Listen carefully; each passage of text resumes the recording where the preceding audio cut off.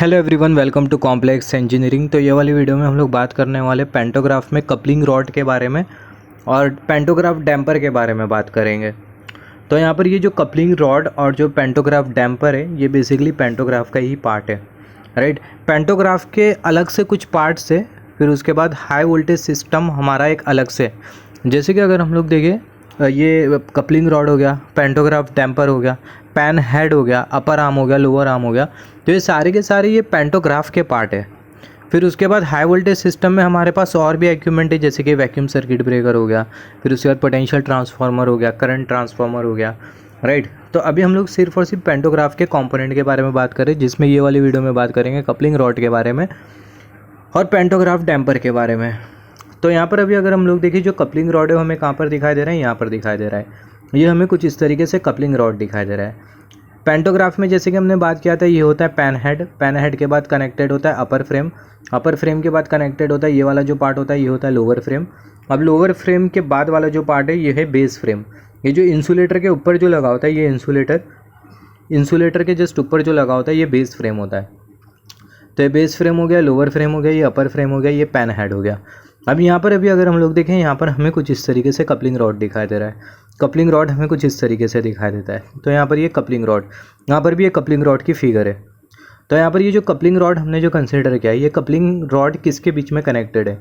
Coupling rod जो है, ये जो अपर आर्म हमें जो दिखाई दे रहा है, ये अपर आर्म, और यहाँ पर ये बेस फ्रेम, यहाँ पर ये अपर फ्रेम हो गया, अपर आर्म, और फिर उसके बाद ये लोअर आर्म, और ये वाला जो फ्रेम है वो है बेस फ्रेम, जैसे कि हमने बात किया था।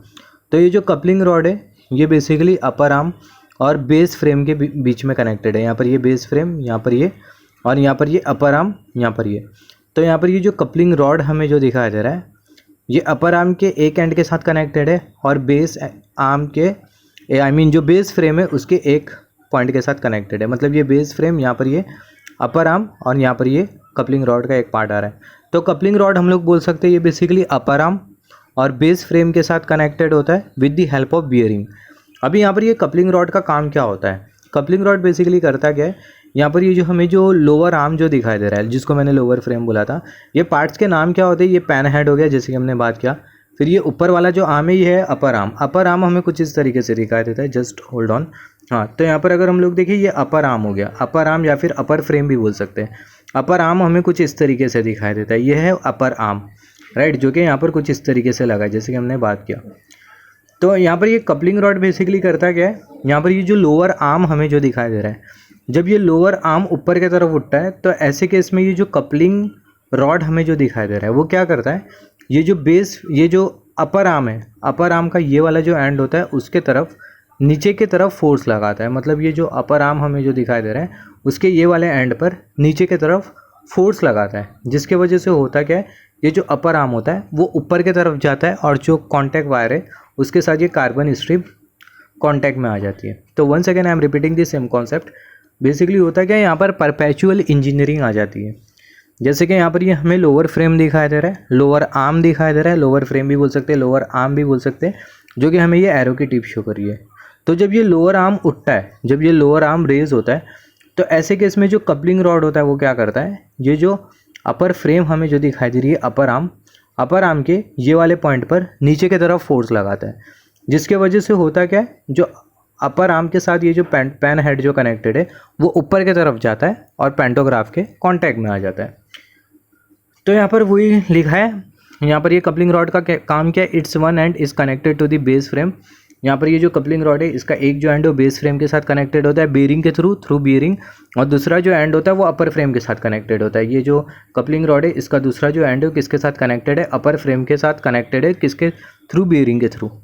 जब लोअर फ्रेम ऊपर की तरफ जाता है, मतलब ये जो लोअर फ्रेम हमें जो दिखाई दे रहा है, जब ये ऊपर की तरफ जाता है, तो ऐसे कि इसमें जो कपलिंग रॉड होता है वो फोर्स करता है अपर आर्म के एक एंड को नीचे के डायरेक्शन में, जैसे कि हमने बात किया, when lower frame moves upward coupling rod forces one end of the upper frame in downward direction.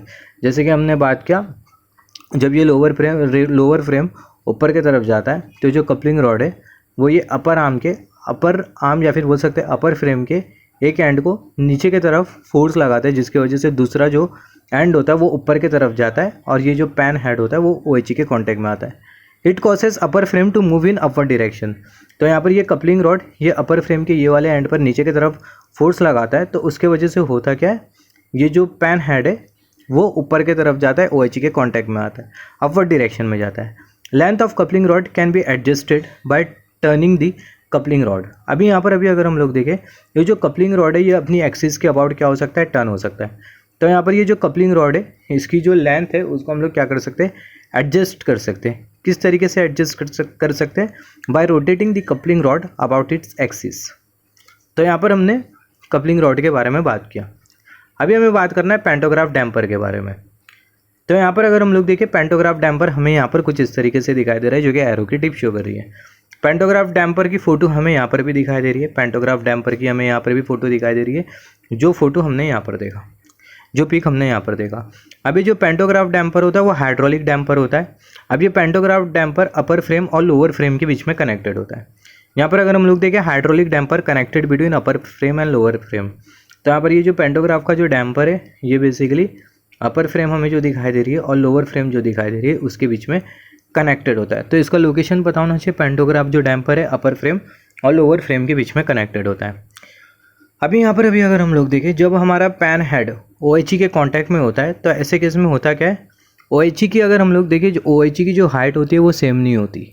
OHE की जो हाइट होती है अकॉर्डिंग टू जोग्राफिकल कंडीशन ये वेरी कर रही होती है, जिसके वजह से होता क्या है, यहाँ पर ये जो पेन हेड है इसकी भी जो हाइट होती है वो वेरी कर रही होती है, जिसके वजह से होता क्या है, वाइब्रेशन जनरेट होता है पेन हेड में। अभी यहाँ पर अगर हम लोग देखें, ये वाइब्रेशन की वजह से होगा क्या, अगर कंटिन्यूसली अगर पेन हेड में अगर वाइब्रेशन होते रहता है तो ऐसे केस में जो पेन हेड है कभी नीचे आएगा कभी ऊपर जाएगा, तो ये बेसिकली अनडिज़ायरेबल है। हम लोग चाहते हैं कि जो पेंटोग्राफ का जो पेन हेड है, मतलब जो कार्बन स्ट्रिप है, वो OHE के कांटेक्ट में कंटिन्यूसली रहे, राइट। तो अगर ये पेन हेड को OHE के कांटेक्ट में अगर हमें कंटिन्यूसली रखना है तो ऐसे केस में जो वाइब्रेशंस जो जनरेट हो रहे हैं उसको हमें क्या करना होगा, डैम्प करना होगा, राइट। तो जो वो वाइब्रेशन को अगर हम लोग डैम्प कर देंगे, वो वाइब्रेशन के ऑसिलेशन को डैम्प कर देंगे, तो उसके वजह से होगा कि जो पेन हेड होगा वो OHE के कांटेक्ट में कंटिन्यूसली रहेगा, राइट। तो वही वाइब्रेशन को डैम्प करने के लिए, पेन हेड के वाइब्रेशन को डैम्प करने के लिए हमने यहाँ पर कुछ इस तरीके से डैम्पर लगा दिए। It absorbs vibrations of the pen head under different condition and ensure best contact between carbon strip and catenary wire।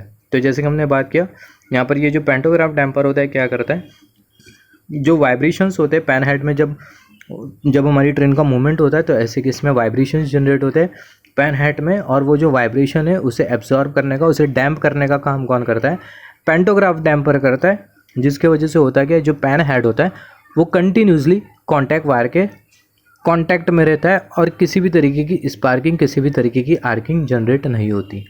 Simple word में हम लोग बोल सकते हैं जो पेंटोग्राफ का जो डैम्पर है ये बेसिकली मैकेनिकल वाइब्रेशंस को डैम्प करने का काम करता है, जिसके वजह से होता है कि जो कॉन्टैक्ट वायर और जो OHE है, जो कॉन्टैक्ट OHE का जो कॉन्टैक्ट वायर और जो पेंटोग्राफ का जो पेन हेड है, दोनों के बीच में कंटिन्यूस कॉन्टैक्ट बने रहता है।